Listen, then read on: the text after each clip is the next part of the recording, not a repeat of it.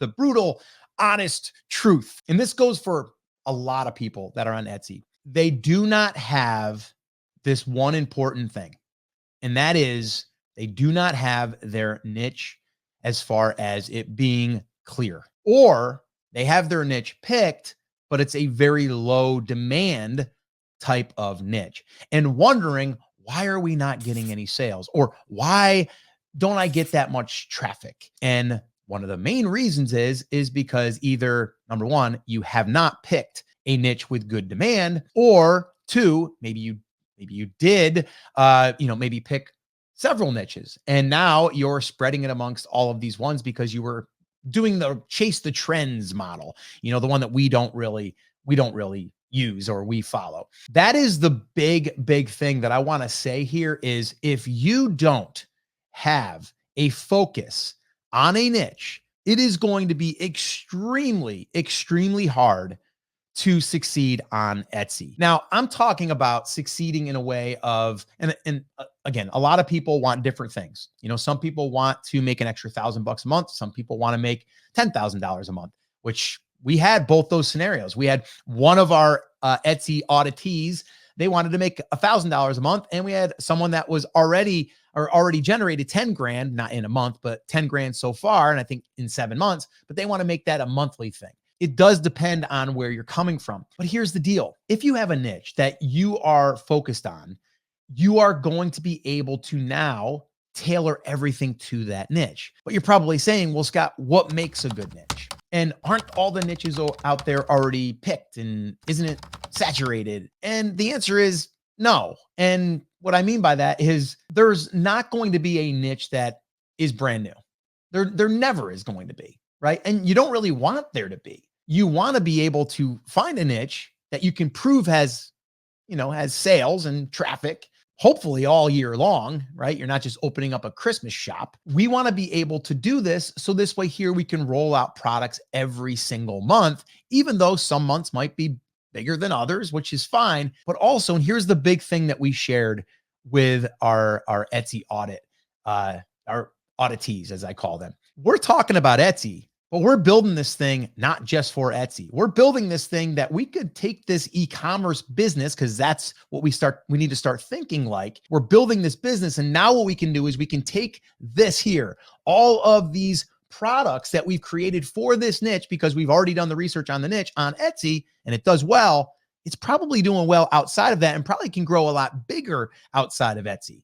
So we're building assets. The thing is, and here's where the brutal honest truth comes in, is most of you, okay, and I can't say all of you, right? I'm speaking to the ones that I know are doing this. Most of you are probably not clear on the niche that you are targeting. Now, I want to know in the comments right now, in the comments, let us know, do you have a clear idea, and are you focusing on one niche? You might be saying, well, Scott, if I'm focusing on one niche, it's really hard to get into the home decor niche. Like that's one that we explored. So how do I do that? Well, home decor is a large niche, right? It's selling things that could be decorations in the house, right? Or that could, go into an office, or could go into a living room, or go into a bathroom, right? All of these different areas. But what we like to do, and this is one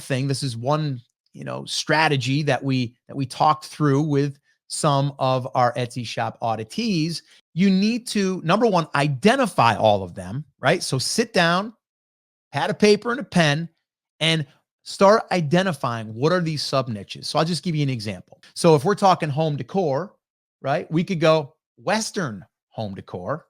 There's one. We could go cottage core. I believe that's one. Okay. Another one, right? Farmhouse decor. There's another one, right? So there's 3 that technically aren't going to be as competitive as going after home decor. You see what we did there? All we did was we found all of these sub niches that are underneath the main niche. That's the way that we need to start thinking. And I believe, if I can remember correctly, but I'm pretty sure every single one that we did during our first batch recording session, there was 4, by the way, each one of them needed help identifying what their niche was. Okay. And some a little bit more than others. Some it was just like tweaking. It was like, well, wait a minute here. Who are you targeting? I'm targeting moms. Well, not really. You're really targeting the kids, even though the moms are the ones that are buying, right? So we want to tailor it towards kids, but yet we know that the moms are buying. So there's just a little bit of a shift there. And then looking at the product types, and you're like, okay, are you selling Halloween costumes, or are you selling costumes that could be for dress up or for play? So there's different things that we can do here to separate ourselves and also see where there's opportunity in these sub niches. And the cool thing is if we're going after, again, I'll just use farmhouse decor. Once we explore all the farmhouse decor things that we can sell, right? Which is going to be a lot. I mean, you can keep going and going and going. Well, then we can add on cottage core if we want, because there's a little bit of crossover there, or farmhouse, right? Or Western, right? So maybe there's Western decor and farmhouse decor. Well, maybe now it's Western farmhouse, right? So now we've got that. And a lot of them are similar. Now, I wouldn't go too extreme. I would try to get them closer together. And as we call them, shoulder niches, because they're very close to one another. And that same customer might also want to buy something else, right? From that. That's my first thing I want to throw out there.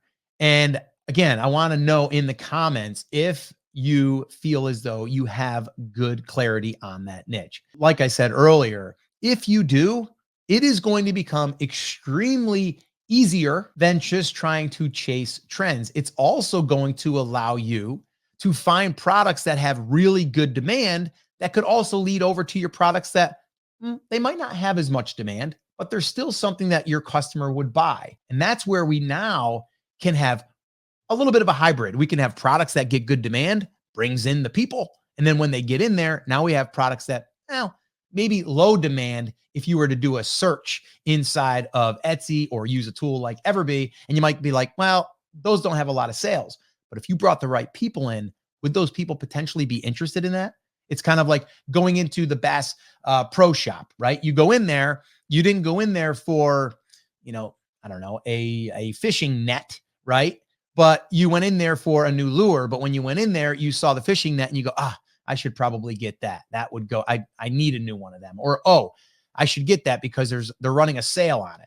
Okay. It's still related and it's something that you could buy. That's the big thing we want to share with you guys that we've learned is like, we need to get focused on that. And the homework that we sent these people away with, by the way, was sit down and get this right. Get this right.